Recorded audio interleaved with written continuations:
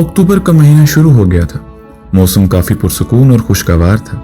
ठंडी हवाएं चल रही थीं, जिसकी वजह से दोपहर के वक्त भी हड्डियां तक जमती महसूस हो रही थी। वो इस वक्त रेलवे स्टेशन पर बैठा अपनी ट्रेन का इंतजार कर रहा था। उसकी ट्रेन आने में अभी काफी वक्त था। उसने अपने बैग से स्केचबुक और पेंसिल निकाला और अपने आसपास के मंजर को उसमें उतारने लगा। रेलवे की पटरी उस वक्त खाली थी। वहां पर एक भी ट्रेन मौजूद नहीं थी।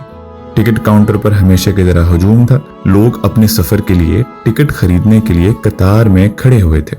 दुकानदार ऊपर नीचे चलते मुसाफिरों को स्नैक्स, मशरूबात और मैगजीन फरोख्त कर रहे थे। तकरीबन हर उम्र के लोग इर्द गिर्द फैले हुए थे। कुछ मुसाफिर अपने लिए पुरजोश दिखाई देते थे तो कुछ अपनों को अलविदा कहने के लिए स्टेशन पर मौजूद थे। इर्द गिर्द देखते हुए अचानक उसकी नजर एक लड़की पर पड़ तो गई, मगर पलटना भूल गई। वो पटड़ी के दूसरी जानिब बेंच पर बैठी हुई थी। उस लड़की के अलावा हर मंजर सानवी हो गया। पहले माहौल उसे बेजार कर रहा था, अब उसे देखते रहने को जी चाहा। कुछ वक्त से इंतजार करना मुश्किल लग रहा था। एक पल के लिए दिल ने सोचा कि हमेशा की तरह आज भी ट्रेन लेट ही हो जाए या ना ही आए। वो लड़की मुकम्मल तौर पर स्याह रंग अबाया में ढकी हुई थी। हाथों पर भी अबाया के हम मायने दस्ताने चढ़ा रखे थे। उस लड़की के चेहरे पर सूरज की किरणें बिलवास्ता पड़ रही थी। उसी लम्हे उसने पलकों की बाड़ उठाई, जिसके बायस उसकी भूरी आंखें चमकने लगी थी। वो जो पहले उसके शहर में गिरफ्तार था, उन भूरी आंखों में झांकने के बाद उसकी नजरें तो गोया पलटना ही भूल गईं।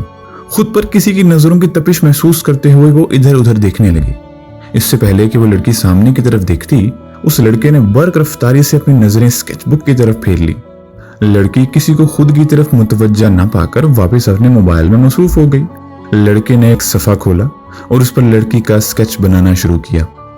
स्केच मुकम्मल करने के बाद उसकी निगाहों ने एक बार फिर उस परी पैकर को ढूंढना चाहा, मगर वो तो जैसे परियों के देश वापस जा चुकी थी।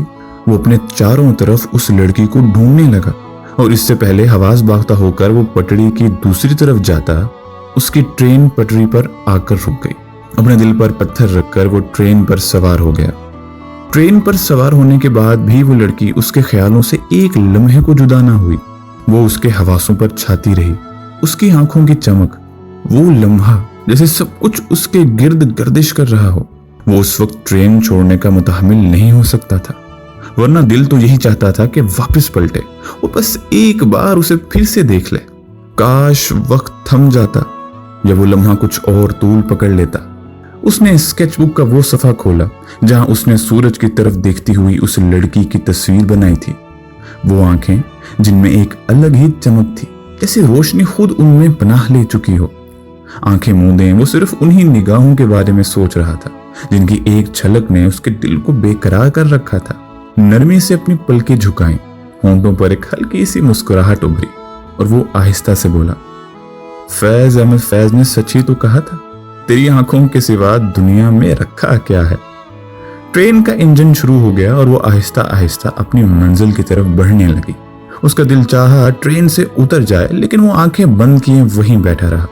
बोगी में लोग आकर बैठने लगे। सारा सफर उसने एक पल के लिए भी आंखें न खोली। उसे लगता था कि अगर उसने अपनी आंखें खोली तो उस लड़की का अक्स उसकी आंखों के सामने से गायब हो जाएगा। अचानक ट्रेन के रुकने की वजह से वो होश में आया। बाहर आने वाली आवाज से मालूम होता था कि वो अपनी मंजिल पर पहुंच गया है। जैसे ही उसने अपनी आंखें खोली, सामने वही लड़की बैठी दिखाई दी। उसे लगा ये उसका वहम है।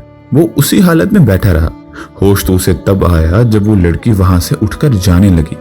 वो जल्दी से उठकर उस लड़की के पीछे भागा। स्टेशन पर भीड़ इतनी ज्यादा थी कि वो लड़की उस भीड़ में कहीं गुम हो गई। उसे उस वक्त खुद पर बहुत गुस्सा आ रहा था और बेबसी महसूस हो रही थी कि जिस लड़की की यादों में वो खोया हुआ था, वो हकीकत में सारे सफर के दौरान उसके सामने ही थी।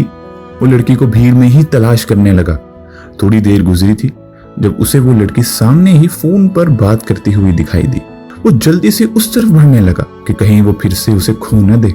इससे पहले वो उस तक पहुंचता, उसे एक नौजवान मर्द दिखाई दिया जो उस लड़की के साथ आकर खड़ा हो गया। उसकी गोद में एक बच्चा भी था जो उस लड़की को देखकर मामा मामा चिल्लाने लगा। लड़की ने बच्चे को अपनी गोद में लिया और वालिहाना अंदाज में उसका माथा चूमने लगी। अब वो लड़की उस नौजवान मर्द की तरफ मुतवज्जा थी। उसे दूर से देखकर ही समझ आ गया वो लड़की शायद उस नौजवान की बीवी थी और वो बच्चा दोनों का था। उसने हाथ में मौजूद स्केच को बेबसी भरी नजरों से देखा और फिर उसे वहीं बेंच पर छोड़कर आगे बढ़ गया। 4 कदम चलने के बाद वो एक पल के लिए ठहरा। दिल ने चाहा कि एक बार मुड़कर उस सितमगर की आंखों में झांक ले, मगर वो जानता था पीछे मुड़कर देखने वाले पत्थर हो जाया करते हैं, और वो तो भी पहली नजर के हिसार से ही न निकल पाया था। नकाबपोश लड़की अपने शोहर और बच्चे के साथ उस बेंच के पास से गुजरने लगी तो उसकी नजर उसी स्केच बुक पर पड़ी जो वो नौजवान किसी की अमानत में खयानत ना करने की गरीज से वहीं छोड़ गया था। उसने किताब का वर्क पलटा और पहली नजर में स्याह रंग से उभरता हुआ उसका अक्स दिखाई दिया। उसकी भूरी आंखें एक पल के लिए बेयकीनी से उस शाहकार को देखकर साकित हो गईं। फिर अगले ही लम्हे हैरान होकर उसने उस शाहकार के मुसव्विर को तलाश करना चाहा।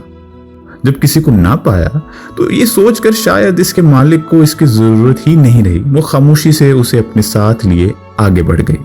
लड़का रेलवे स्टेशन से बाहर निकल ही रहा था कि अचानक किसी ख्याल के तहत पलटकर अपनी स्केच बुक लेने के लिए दौड़ पड़ा, वहीं जहां उसने उसे छोड़ा था। पूरे स्टेशन पर तलाश करने के बावजूद भी जब किताब कहीं न मिली तो वो थके कदमों के साथ वापस उसी बेंच पर आकर बैठ गया और होले से बड़बड़ाने लगा। पहली नजर जो उन पर पड़ी तो हम देखते ही रह गए। आंखें थी या जादू कोई, हम उनमें खो गए। वो किसी और की थी, जानकर ये तन्हा हम रह गए। एक ही याद बची थी उनकी फकत, खोकर उसे भी फकीर हम हो गए।